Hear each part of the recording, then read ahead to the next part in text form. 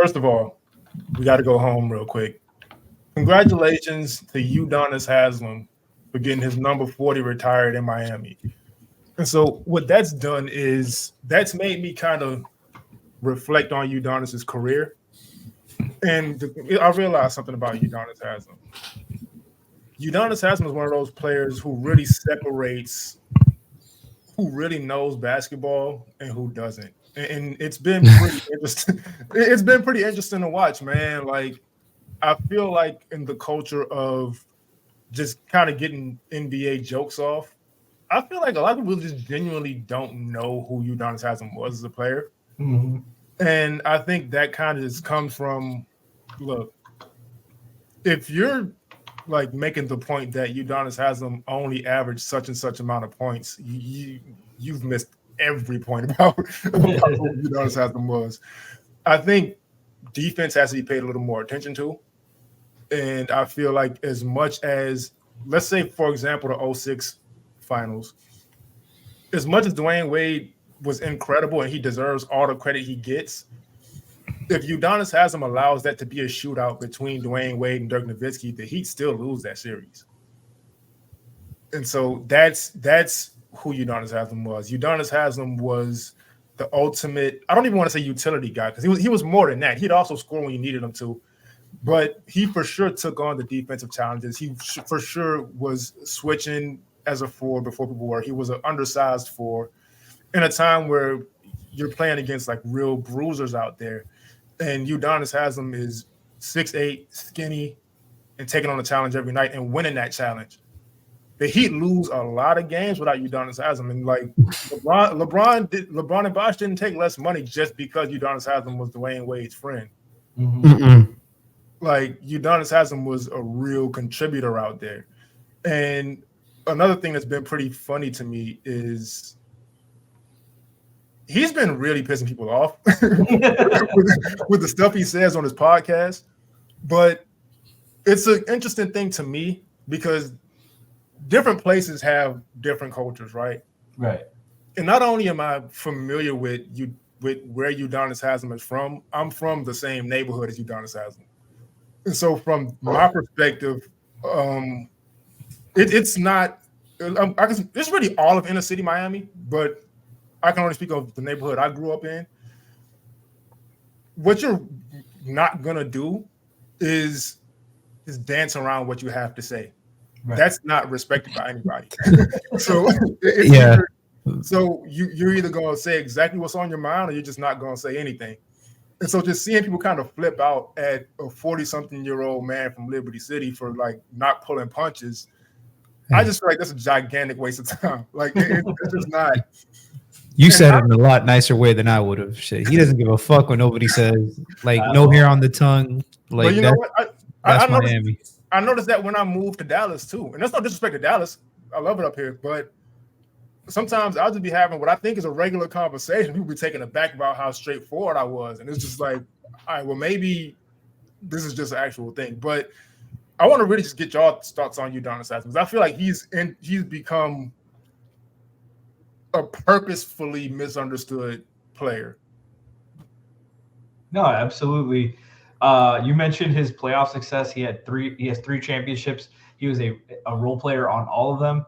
Averaged 30 minutes a game the first ring, second ring 20 minutes a game in the playoffs, 16 in the last one. He played on those championship teams. Mm-hmm. He earned those rings. When you talk about the 06, the main defender on Dirk, gave him a lot of fits, gave him a lot of trouble, gave him hard fouls, gave him a lot of versatility. He wasn't the only guy, but he was the primary guy in the starting lineup. He got a lot of minutes.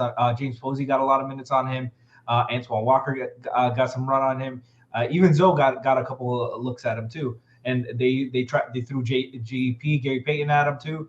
But Udonis was the guy from tip off, ready to go in Dirk's face, make it difficult, set the tone, be physical.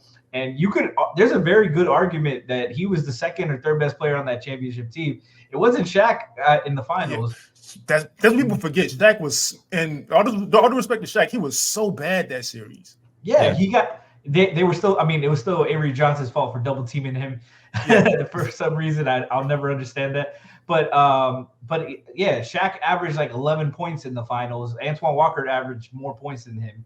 Udonis outplayed him too. And he just physicality, just brought that energy, brought that intensity, the ultimate respect from all his teammates. He was one of the only guys that you would never question really his shot selection. He would move the ball, move without the ball, set screens, crash the boards, be undersized like you were, play the five, come off the bench. When the Heat drafted Michael Beasley, he's like, hey, we're going to go as far as the young guys take us. Mm-hmm. I'll come off the bench. I'll take a step back and do that. And he's always been about winning. I know the last, he really essentially retired in 2014, 2015. After that, he was more of a just bench guy, locker room guy. But for his playing career, I'm sorry, if you just started watching basketball in 2018, Udonis Haslem is only a locker room guy. But no, the guy had a legitimate NBA career. Mm-hmm. Yeah, and even as just a locker room guy, a lot of players came to his defense, veteran players, talking about how, as a veteran in a locker room, how much that is needed across the league, in a league that's trending towards so many young players. Bam's talked about it, like he wouldn't be nobody without, as he's referred to down here in Miami, OG. Yeah. And one of the most unselfish human beings, wherever he's been, took so many pay cuts. Dallas knew how good he was. They tried to poach him from Miami the year, in 2010, offering him, I believe it was 4 years for $30 million. Miami gave him 4 for 20. So he left 10 mil on the table. That was just one of the times. Staying loyal, literally, to his people, to who he is as a person. To Kenny's point, the way he said it so eloquently, but he just does not care what people say or think about him. And I respect that. That's literally the culture that, grew up in Miami.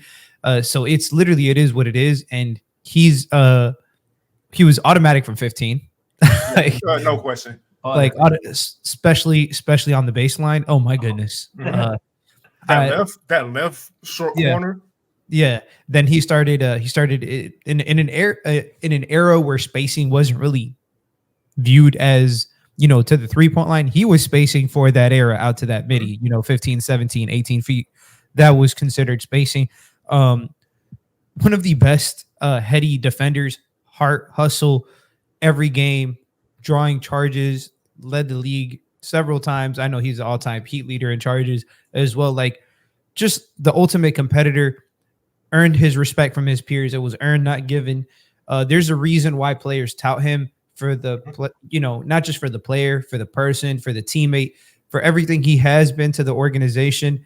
And, even Dwayne said it, he wouldn't be who he is without UD either. So he was the guy that he would make sure Wade came out undusted because he knew they needed him. So he would take all the brawls for D Wade. He'd take all the hits. He'd take all the punches.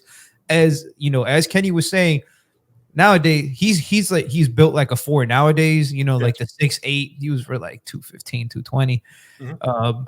He started getting a little bigger towards the end of his career. He was still undersized. So it was, it was just a lot of heart, hustle, passion, shit that people don't really have these days. Came out undrafted, obviously out of Florida, and just was basically, as far as I believe the story goes, it's just that he didn't want to work out for anybody. It was like Miami or overseas. And he was about to go overseas. Miami called him in for a training camp, came in same year as D Wade did, and shit, basically, had the career he had. He's having his retirement on January 19th. So he's going to get his just due. Rightfully deserved.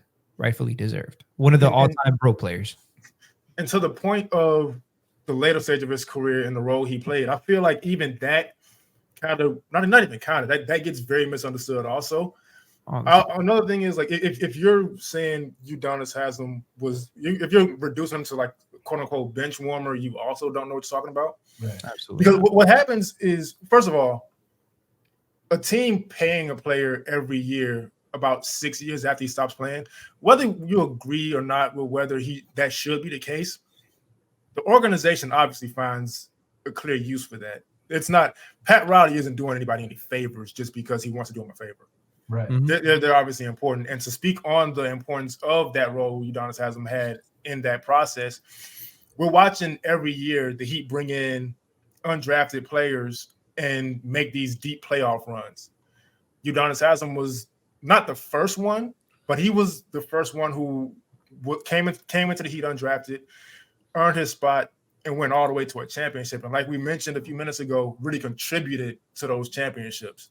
Yep. And so having him in that locker room and in those practices, like with a practice jersey on, not trying to coach, and from that perspective was a little different, with a practice jersey on, telling a Max Strus, a Gabe Vincent, or the list goes on and on about Caleb Martin.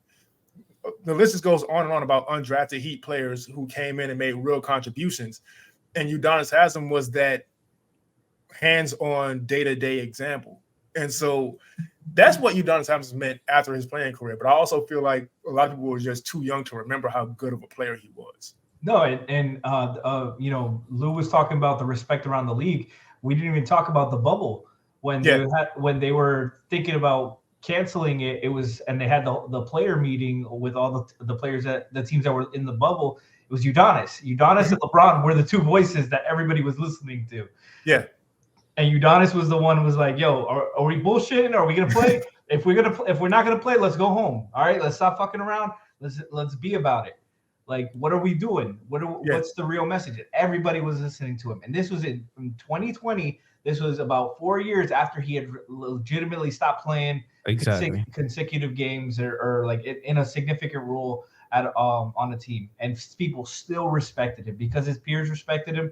You talk about multiple times you've heard his name called out from other teams that were like, hey, man, I just feel like we need a Udonis Haslem type. We need a vet. We need a real OG in the locker room to really get the respect of all the young fellas in here. There's a lot of teams that do way too much in one direction and don't respect what the Udonis Haslems, what the Garrett Temples, got vets like that who've been around the league, have a ton of respect, and work hard and can set an example for your organization. So here's what I can say about that Udonis Haslem role, and this will really make it all make sense. So Andre Iguodala comes from he went from Golden State to Memphis. That didn't work. And then he comes to Miami.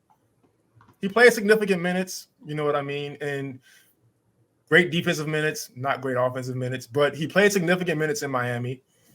And then he goes back to Golden State after being with Udonis Haslem for a couple years. And what role is he playing in Golden State that time? The UD. Not playing minutes, but in the locker room as that presence, giving that advice to young players. And so, look, you can say what you want at the end of the day about Udonis Haslem but I pretty much guarantee that if it's negative, and it's not even us being biased, like if you have negative opinions about Udonis Haslem, they're probably incorrect.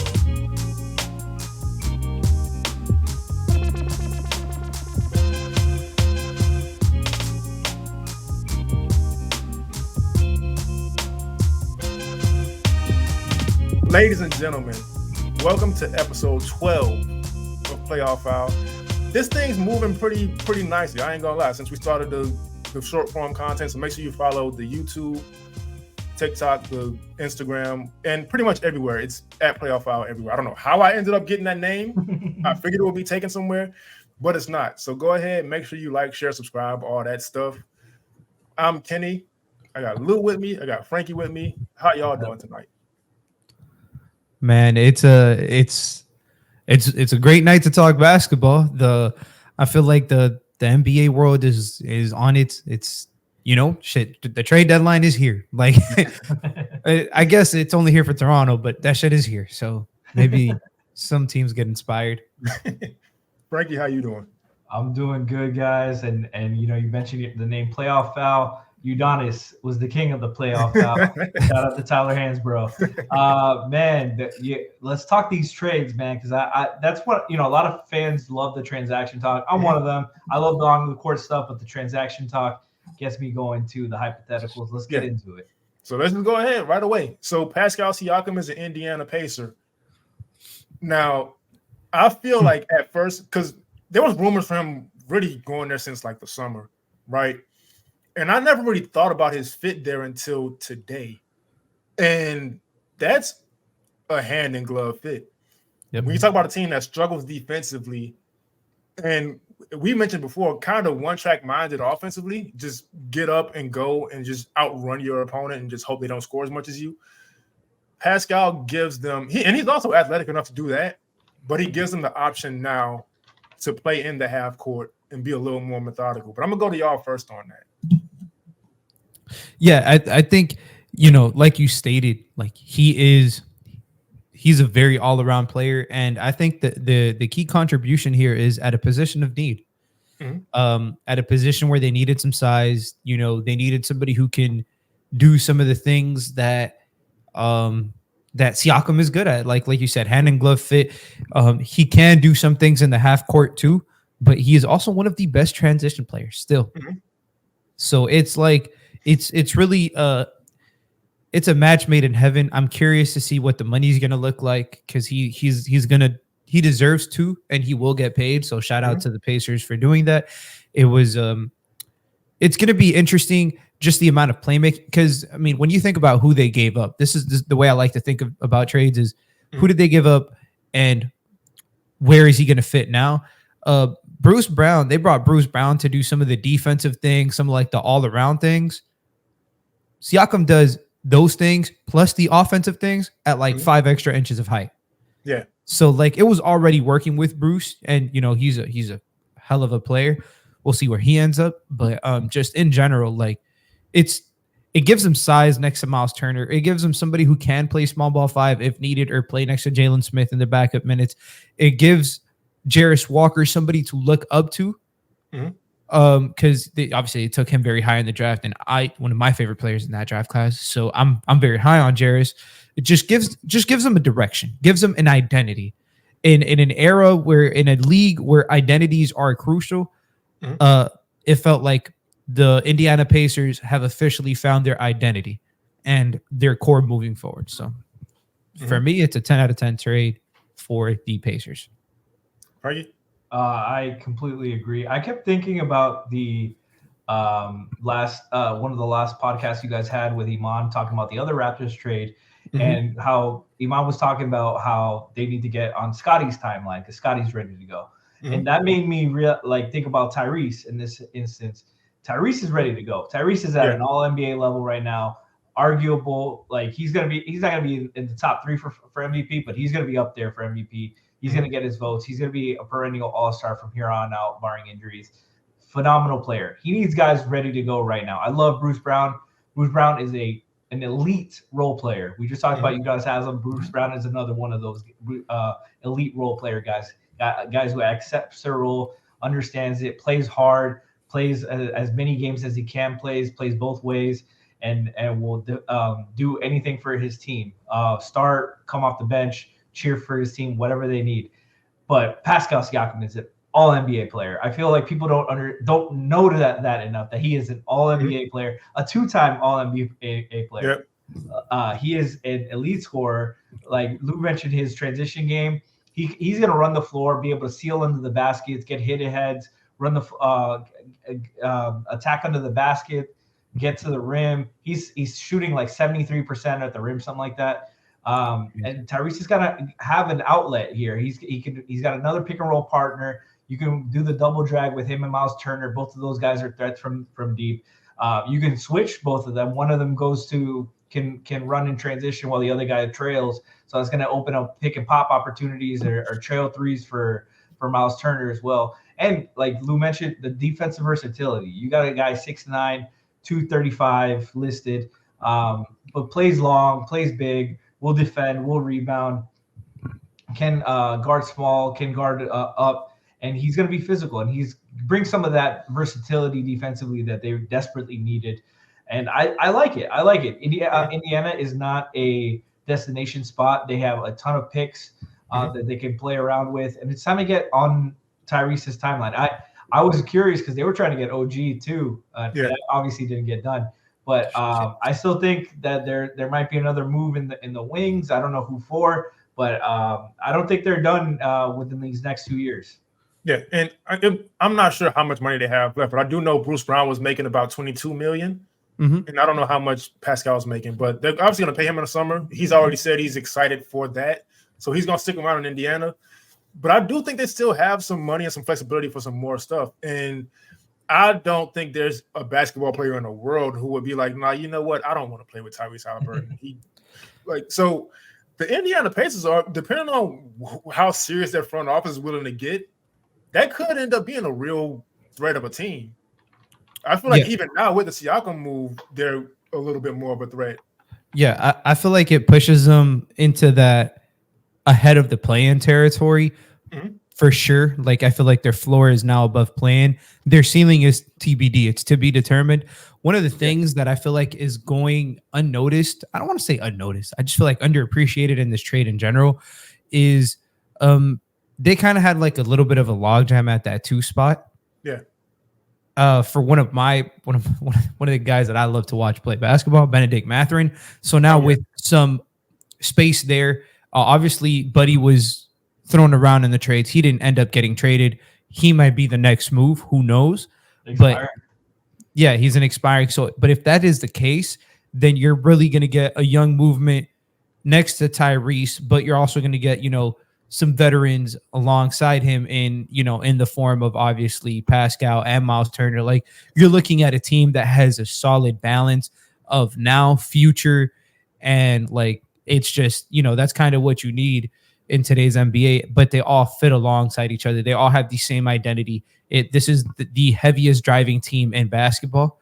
And like Pascal Siakam is going to do that to a T. Like that's his style of game. So I think, like you said, hand and glove fit. Can't wait to see them play. I believe that their first game is on Friday.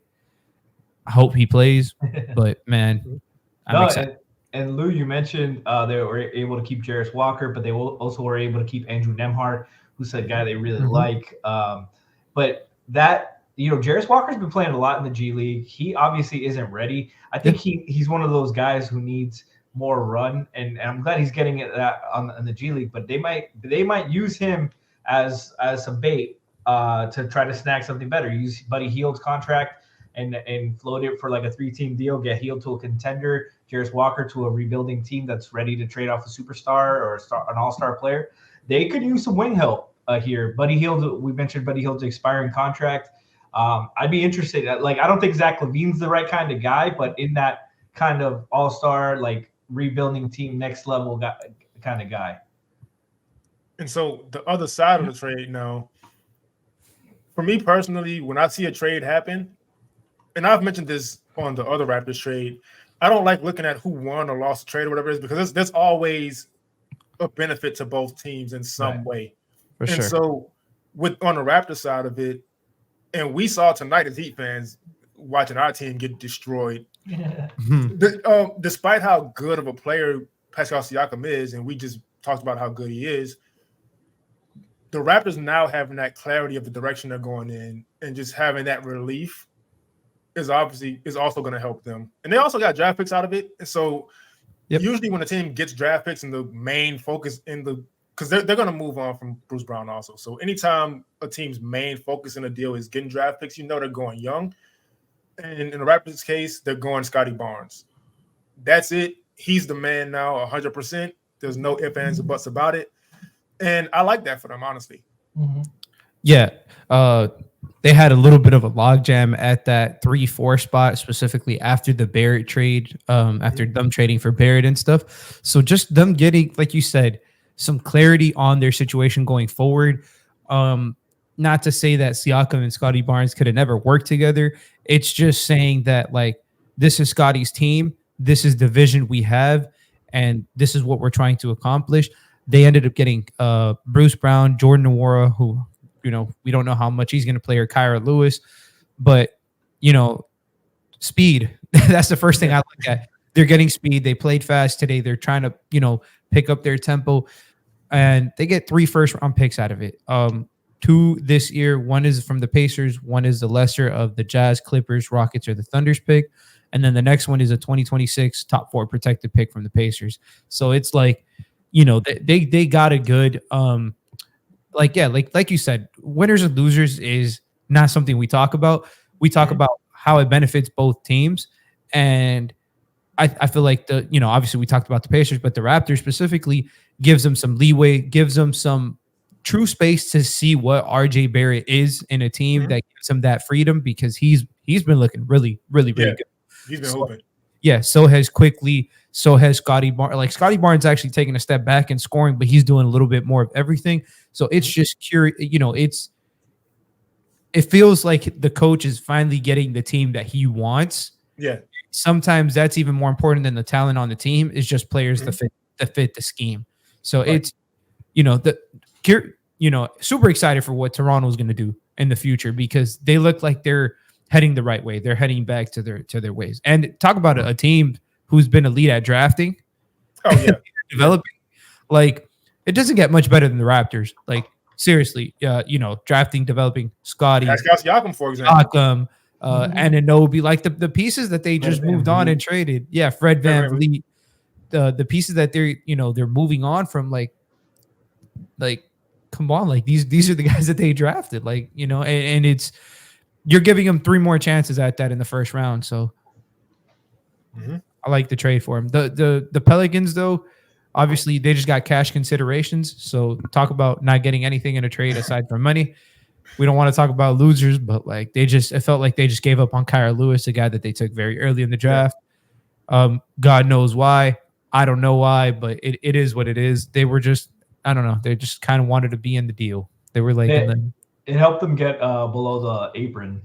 Yeah, that's probably what they wanted. It helped them get some flexibility. That's what it was. I agree. They should have got something in the future. Give me a second, protected second. Yeah, protected second in the future or something. Just cash or swap the rights for some swaps or something. Right, something. But yeah, for the Raptors, I just think it clearly shows they're not done. You got Bruce Brown, who's got 1 more year at a team option. You got Gary Trent Jr., who's an expiring contract, who's older. Like, it's not, it's not to say he's bad, but he's probably not a part of the. Oh no, he's 24, so they could bring Gary Trent back. I don't know why I felt Gary Trent was. It just feels like he's been in the league forever. Because he was hooping in the during the bubble. That was when he really came onto the scene. So it felt like he's been out here hooping for a minute. I felt like he was 30. No, that's how many 30-point games he's dropped against. That's probably what it is. No, but they could bring Gary Trent back to keep some shooting. Grady Dick, good prospect for them. Had a nice game today against Miami. But they need shooting around Scotty Barnes, around RJ Barrett. Emmanuel Quickley is a good shooter too, but they need more. You can never have enough shooting and versatility in the league right now. And they got to decide right now with Gary Trent what they're going to do. Bruce Brown, I think he fits if they want to do it, and he's a good vet to have around. And he might be, but I think he's going to be valuable for contenders right now, like teams that you look at. Like I look briefly at just teams that make sense, that they'll try to see what they can do. Like Milwaukee would love him next to Dame to guard the point of attack. Sacramento, you look at teams like the Sixers, OKC might be interested in having another versatile defender there.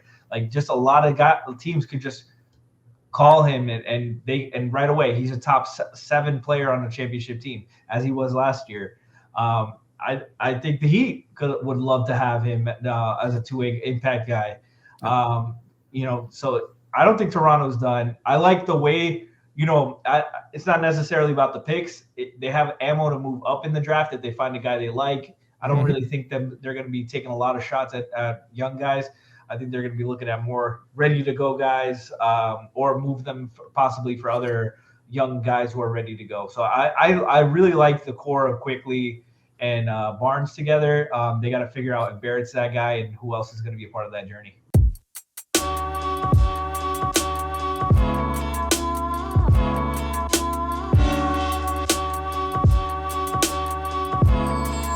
Memphis Grizzlies, man. We spoke briefly on last episode. They've had some real unfortunate luck this season. Steven Adams is out. John Morant was suspended, came back. They were rolling, and then he got injured. Now Desmond Bane's out for 6 weeks. But what I thought about today is the 99 Spurs. And so if anybody doesn't really know the history on that team, the Spurs were already a very good team, but David Robinson got injured and he missed the season, and they ended up with the number 1 pick that just so happened to be Tim Duncan. Now, I don't think there's a Tim Duncan in this draft, me personally, but for the Grizzlies, they're going to come back full strength, and I'm not sure if they have a draft pick or not. I really should have looked that up. I'm going to be honest with you. I'm going to take accountability. No, they do. Yeah, so they're going to be able to have a really high draft pick, and that's another team that typically drafts pretty well. Now, I'm not going to get into OJ Mayo because that was I'm still bothered by that. So good. I thought he was going to be special. I thought he was next. But we're talking about a good organization that already has a good roster, and they're going to end up with a high pick. And so I kind of just want to know how y'all are looking at the Grizzlies, young guys this year, and their potential for next year. So, it like you said, super, super unfortunate, but let's try to find the positive in some of these things. A lot of injuries. You mentioned Ja, you mentioned Steven Adams, we mentioned Desmond Bane, Marcus Smart, too, who's missing time. Mm-hmm. Like, the team is a shell of itself. Like, let's keep it honest. We just probably named 4 of their top 5 rotation players that are missing time or miss the whole season. That's not even to include guys like Brandon Clark. Like the team is a shell of itself. But if there is one thing that has came away from these Grizzlies recently is G.G. Jackson. Mm-hmm. And man, when I get to talk about fucking rookies, I get excited because G.G. Jackson, 45th pick in the draft. I believe that's why he wears 45. It would only make sense. I didn't fact check that either, but I'm a roll with it. No, but realistically, man, like he's a 6'8", 215, almost 7-foot wingspan player who was the youngest player in the draft. Keep in mind, fell in the draft, did not have anything to do with his skill. And Frankie can vouch for that. He was a super, extremely talented player, scorer, footwork, mid-post. The three-point shot looked nice. The percentages sometimes aren't there, but that's fine. He's 18. You can work on that. It was just some of the off-court concerns, some of the me over team concerns at 18. But, man, the talent was there. And these last 2 games, 23 and 20 points. In a win, first of all, against Golden State, he dropped to 23. And then against a tough New York Knicks team, he dropped to 20 points and was really keeping him afloat, showing his just his spacing, showing his acumen as a cutter, everything. Like you just putting on a display offensively while still getting some blocks and being engaged. But the key to me is they're getting to see him play in a system, and he's getting these valuable minutes. Next to, he's still playing alongside guys like Jaren. Once Bane comes back, once, he's playing alongside guys like Kennard, who's making the job a lot easier for him. But he's getting some run in a team, in a scheme where, in my personal opinion, his biggest draft question was how willing is he to play team basketball, to play next to somebody? Because it just wasn't shown. And I believe he went to South Carolina. I don't want to get that wrong. Yeah, South Carolina. But, yeah, it was, it's just, it's silver lining. There's some plus there. Xavier Tillman's been pretty good for them too. Kennard coming back, just that level of a shooter coming back. And another guy that they found incredible minutes from has been Vince Williams Jr. Oh, And he needs to get talked about. He was a 2nd-round pick last year, but he's coming into his own. It's funny because he's only a 35% 3-point shooter, but I don't give a fuck. I don't care about percentages. Watch the guy play defensively. He's taking on the toughest assignment every day. It's don't really look at the percentages and stuff because they're being tasked to do things that they normally wouldn't be doing once these guys are back in the lineup. It's how can they fill a role? And, as a scorer off the bench, that's kind of what G.G. Jackson does, somebody who can provide some relief buckets. And then Vince Williams as a 3-and-D guy playing alongside some of these guys that we mentioned, he's been fitting right in, and he's getting some more responsibility offensively. And it's not to say he's obviously a good offensive player right now. He might never be, but he doesn't have to be, especially when he plays alongside these guys. So there's some silver lining, Grizzlies fans. I know it's a tough year. You get a high pick. This is not the most talented draft that's coming up, but you can still find value out of that. And, looking ahead, but still staying calm now. So I just wanted to I want to give some shine to the Grizzlies and talk about a team that's great at drafting. Like, Man, come on, yeah. like it doesn't like you give these teams who are great at drafting enough shots to pick high in the draft, and they're gonna make you pay, like point blank period. So just trying to find some silver lining for the Grizzlies fans because it's been a disastrous year for them so far. Yeah, and Frankie, before you go, actually, I do want to kind of just get on the GG Jackson stuff. So if there's any team that I trust with somebody who had off the court stuff, aside from the Miami Heat, I will go with the Memphis Grizzlies, because even dating back to Zach Randolph, remember, he revived his career there. He had a bunch of off the court stuff, and now he's a absolute just legend in Memphis. Just off court, everything is just amazing for him, and so I trust them with that. And also, I've just never really knocked players in the draft for maturity issues when they're 18 or 19 years old. That's just kind of comes with the age. Yeah. So for me personally, I don't mind that. And so I think if he keeps playing the way he's been playing this year, he's going to definitely have a role next year. And that's pretty scary considering he is the youngest player in the NBA. Yeah. Yeah, absolutely. We talked about it when we did our draft segment where we were reviewing for the Heat, because GG Jackson was available at number 18 for the Heat. And we were thinking this might be the perfect lottery ticket. But, there was a lot of, we understood completely why they wouldn't take him, but the talent was mesmerizing. There was a lot of scouts that said if he took another year in school, he might be a top 5 pick in the next year's draft, because he's that talented.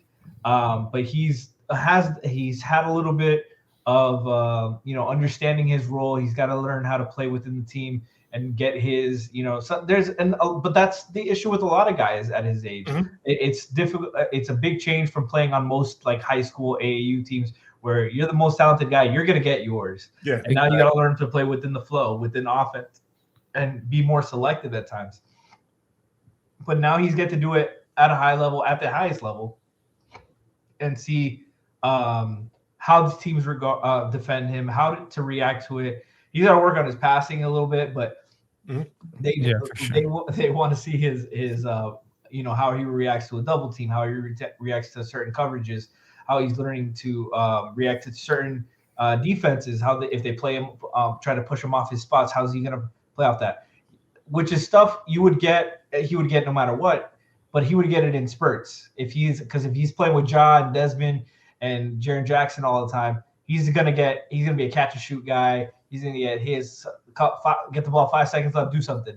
He's not gonna get those minutes. This time he gets him and Jake LaRavia, Xavier Tillman, Vince Williams, who we talked about, David Roddy, all these guys who were first round picks or valued or second round picks for them. They've been instituted to being a role player with the main guys active. Now they get to show a little bit what they can do. They can explore their game a little bit because they have the room forever. They're not going to make the playoffs no matter what you go for, it's probably not going to happen. Yeah. But Jaren Jackson also gets to explore. We talked about all those guys. Jaren Jackson has to be that guy right now, and he was never going to be that guy with Ja. Probably not with Desmond Bane either. But now he gets to really explore the ball handling a little bit, explore your weaknesses, try shit out, and work on your weaknesses. This is what you want out of this year. It's also kind of fortunate. I won't say it's too much about luck, but it's kind of fortunate that all this shit happened in 1 year. Compounded into 1 year, as opposed to oh shit, Steven Adams got hurt in 2016, and then the next year Ja got hurt, and then this guy got hurt the year after. Yeah. Sometimes that shit just happens in waves, and you never find out. Look at the Heat in the finals; they get hurt in the finals every fucking time. The last couple goes, but hopefully this isn't a recurring issue. We want it. I think every NBA fan hates injuries. I don't think that's for sure wild to say, but I'm just really curious about these young guys. I want to see the GG Jacksons and David Roddy's, see what they could be with these opportunities. Yeah, and it makes such a huge difference to be able to go out and have the room to mess up and know you're not coming out the game. Right.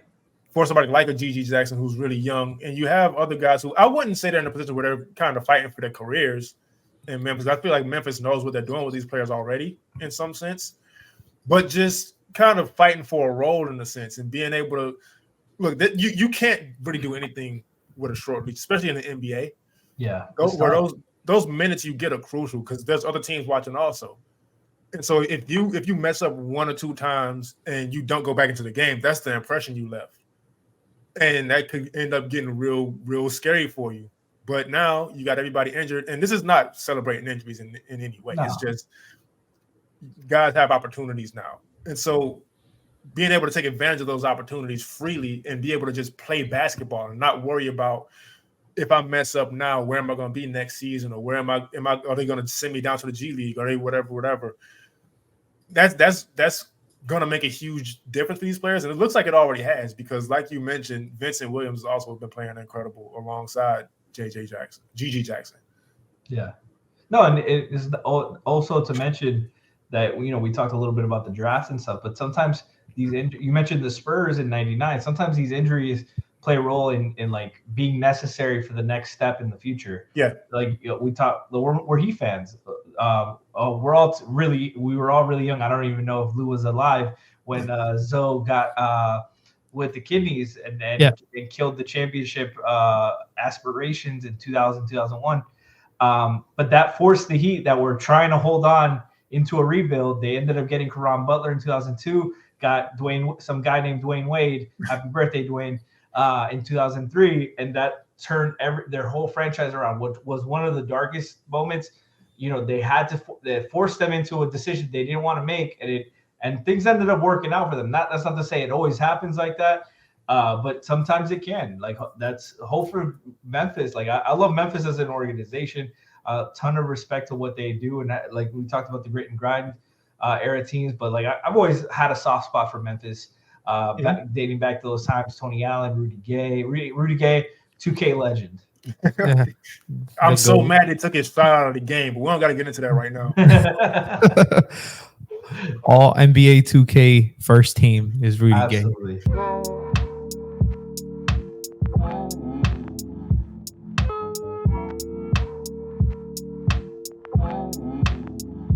The Boston Celtics. Now look. I created this show because I wanted to always give credit where it's due, right? And so with us being Miami Heat fans, we're still unbiased. We're still unbiased. Like, me personally, I don't hate the Celtics. I'm not going to answer that for my co-hosts. Look, this is I thought about this maybe yesterday.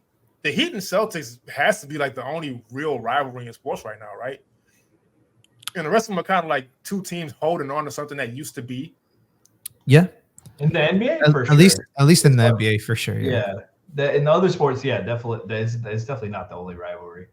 But the NBA, there's not. Like the Heat and Knicks try to be something. Lakers, Celtics. It's like there's no animosity there. The Warriors don't really have like. The Warriors and Grizzlies was becoming a little rivalry there. Yeah. But it's been a little bit. So. Yeah. But like I was saying, regardless, we give credit where it's due. The Boston Celtics right now are 32-9. Not only first in the East, they're 4 games ahead of second in the East. Now, that's crazy. So when they first traded Marcus Smart, I was like, what are they going to do now? He was their identity. And I was only like that for about an hour. And then I realized, oh, no, they got Derek White on the team. Like, they're just going with Derek White. He showed them something. And he showed the world something really last year that says, okay, they can really rely on him. And I'm not jumping on the all-star train that JJ Redick is on, but if he were to make it in, I wouldn't be surprised. Because on a team that good with somebody contributing that much, even though he did struggle recently, I don't pay too much attention to slumps. He's really helped that team keep their identity, which I didn't think was possible. And that's not even mentioning them bringing Drew Holiday in, who up until today I had no idea was leading the league in corner 3-point percentage. They revamped their team. It almost felt like they were just like their teams, like the Celtics have been very good for a while. Basically, since Jason Tatum's been in the league, they've been a good basketball team. It's felt like they've been missing something to get them over the hump, and it finally felt like they were like let's do something about it. Like what's out there, give props to their front office for just about every acquisition that they've made, because it's been the right one. Trading for Derek White, trading Josh Richardson at the time for Derek White, it hit. Trading for Kristaps, that's hit. Trading away Malcolm Brogdon and so, and now getting Drew Holiday, that's hit. Like they've made this team who they have a 10 net rating, which by the way has been the highest net rating in the NBA since the Warriors in 2016, 2017, where they won the championship. So it's been, and it's the 11th highest of all time. Most of these teams won championships. We have 3 Warriors teams, 3 Chicago Bulls, Michael Jordan teams. Like the teams that didn't win championships lost to one of the teams that won the championship that year. So it's like this is the company that they're with. And this team, it's been built in such a way where it's very interesting to me. It's very different because they're not one of they don't even drive the basketball as much as other teams do. Right. But their offense is still incredibly efficient. Like it's just so curious to see all these pieces and they're meshing together. But it's felt like they took a less is more approach. Like they condensed their rotation players and just got higher quality players at those, to take some of those minutes. And it's worked for them, man. From Tatum all the way down to the 7th guy on the bench. Like it's been very good for them this year. And they're the favorites to win the championship, point blank period. If we're really going to keep it honest here, it hurts my soul to say that, but it is what it is. And you have to, when you see talent, you got to respect it. The defensive things that they're doing with it's been going popular everywhere. Drew Holiday playing the middle of the zone and then them switching to man when the ball gets past the free throw line. Like you can't, credit to first of all, Joe Mazzulla, I know it's very fun, to make fun of Joe Mazzulla. He is not a bad basketball coach. I promise y'all that. Like he is a good coach.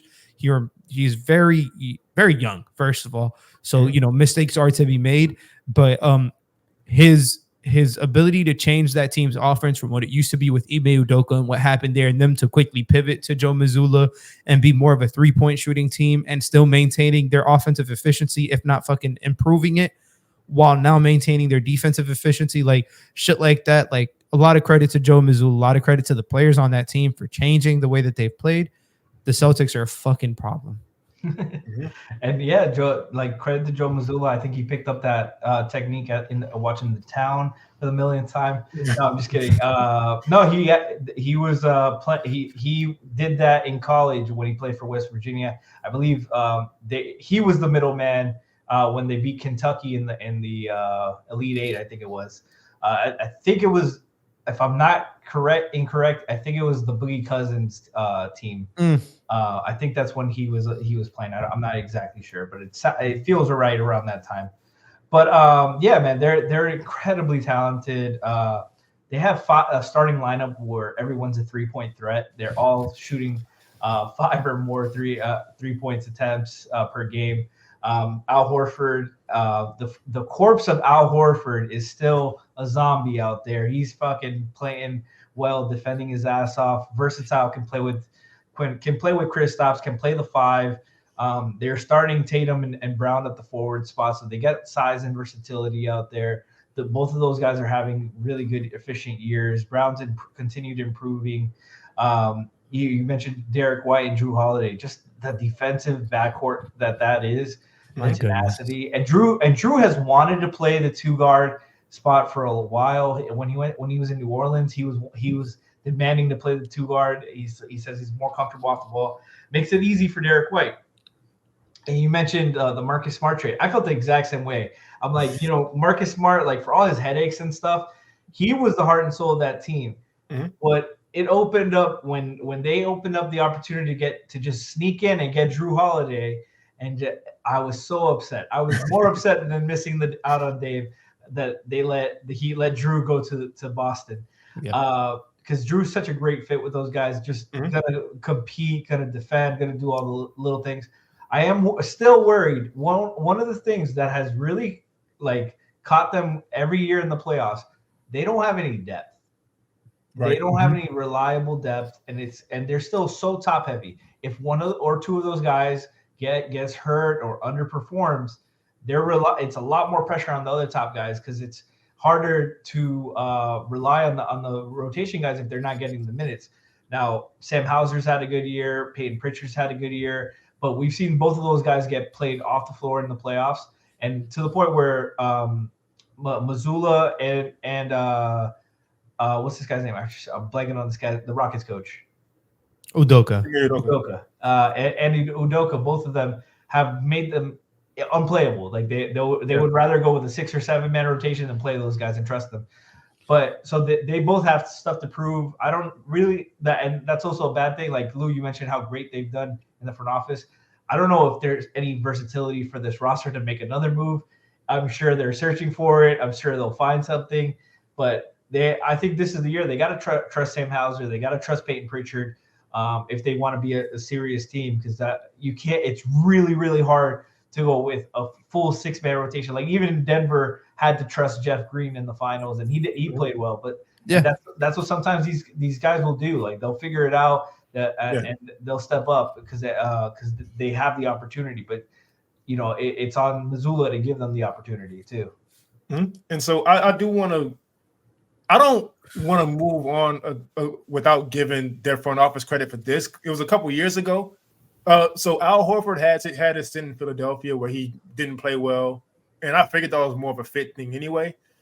But then he was in OKC where he just didn't match the timeline, and he was on the market, and I was like,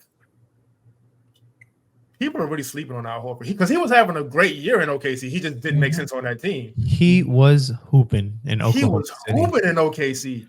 He was hooping so much that they were like, "You're helping us win too many games. Yeah, you're too good for this team. Yeah, we need you to relax, buddy." And then he ends up back in Boston.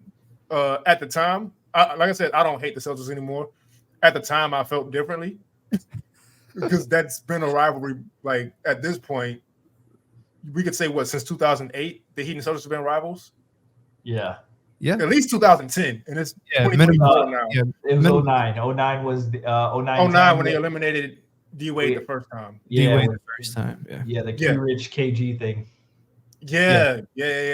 Q Rich called them actors and all that stuff. Like it was a whole thing. But they've been rivals since 2009, and it's 2024, and these teams still absolutely despise each other. Mm-hmm. I love seeing it as a sports fan. I'm also sick of it because, it's like the Celtics are so fucking good. And with rivalries, usually a team goes away at some point. Somebody ends up being bad, and it just hasn't happened on either side. It's just been two Rams just hitting each other over and over again. And we know already at this point they're going to find each other in the playoffs again, and it's going to be another stressful bloodbath on both sides. And I wish we could postpone it in some sense because I've been chilling this season. I've been happy. And I know it's going to be tough because also the Celtics both teams got better. As much as people talked about Gabe Vincent and Max Strus, but as Heat fans, we saw how they played last year. No disrespect to them, but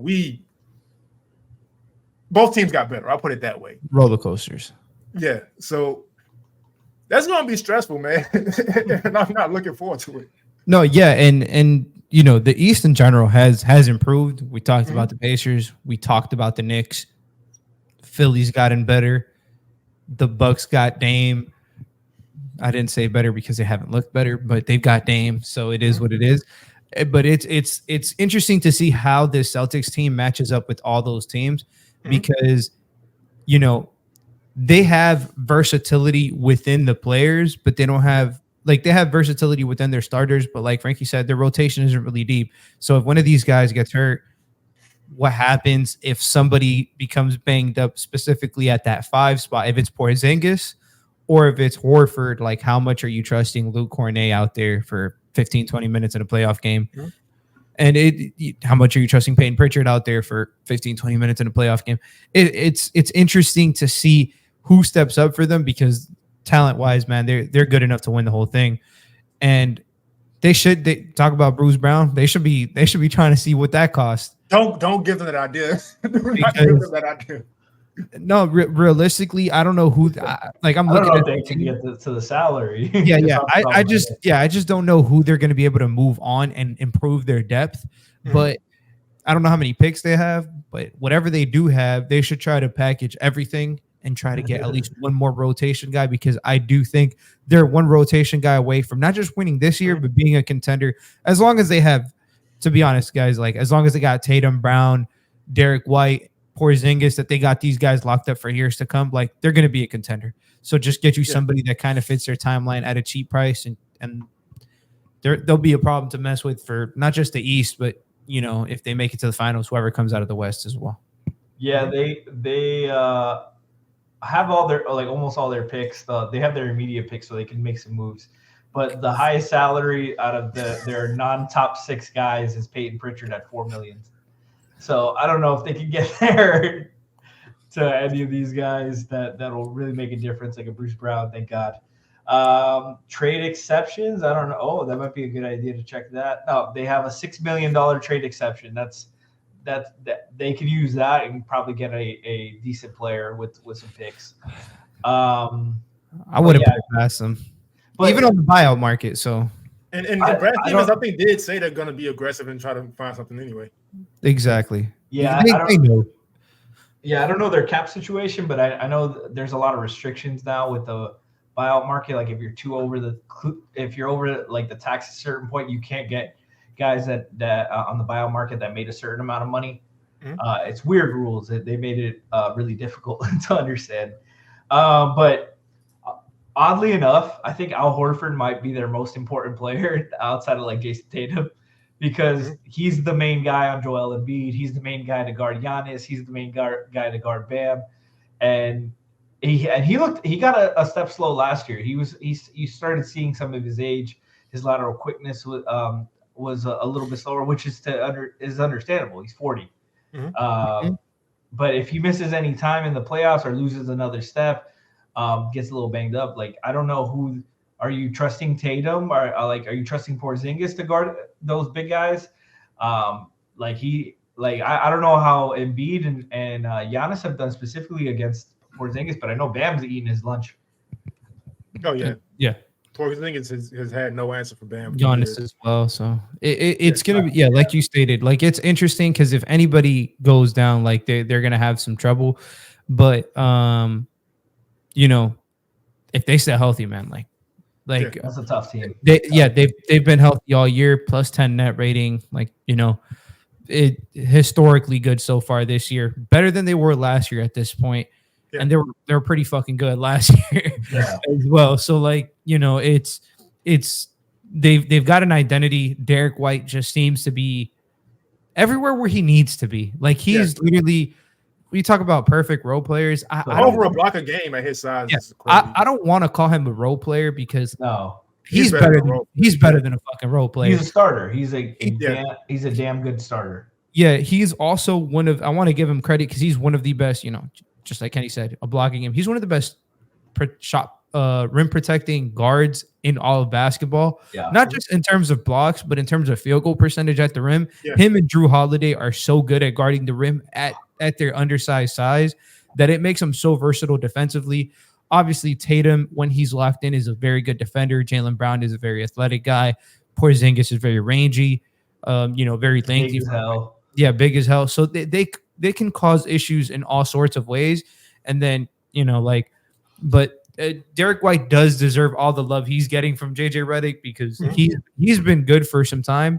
And he was one of my draft crushes back then. I got a very good friend who is a Spurs fan. And as soon as they drafted him, I was like, man, you guys are gonna love him there. Like Pop is gonna love him. Some injuries and he had to get traded, but the Celtics are reaping the benefits of his price at that time. And so if I were a Celtics fan, the thing that would scare me is a mixture of what y'all said with the depth, and they still have this thing where they fall in love with the jumper a little too much. Mm-hmm. Now, granted, they can all shoot, like y'all stated. So that wouldn't scare me too much, but that has been kind of their Achilles heel. they've kind of shot themselves in the foot with that in playoff series, and with the fact that in the playoffs you got this small rotation playing heavy minutes. There's going to be games where you just don't have the legs, and so that will concern me if I were a Celtics fan personally. But as a Miami Heat fan, when they are hitting those jumpers, it's like a fucking stab in the chest. Yeah. So, interestingly enough, I'm looking. They are the fourth least. Like they drive the fourth least to the rim in the NBA, only behind the Warriors, the Nuggets. I mean, they don't need a drive. They got Jokic and the Lakers. So like, it's super in pressure. So it it's just super interesting how like, you know, like we try to box teams in. Like you need to be able to drive and kick to play to win basketball games. Like you need to be able to do this. Like there's so many different ways, because at the very top of the list you got Oklahoma City with the most drives per game. So it's just there's like depends on personnel and scheme. Yeah, there's different ways to peel the nap or something like that. There's like, I'm not good with sayings, guys, but you go.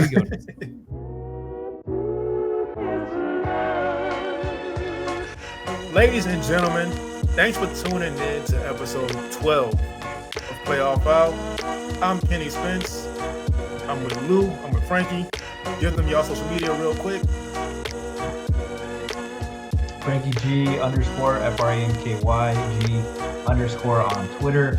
I'm not going to call it that other name. You can follow us on Miami Heat Beat. We talk about the Heat specifically. And I also do a Stream Beat Pod on Twitter. Follow us for movie talk and Cool. At Saucy Takes, SAUCY, no spaces, TAKEUZ at the end, on Instagram, Twitter, TikTok, whatever you need, you can find me at. Been a pleasure. Kenny Spence NBA. I'm only on Twitter, but you can follow me there. Playoff Foul on all platforms. And we'll see y'all next week.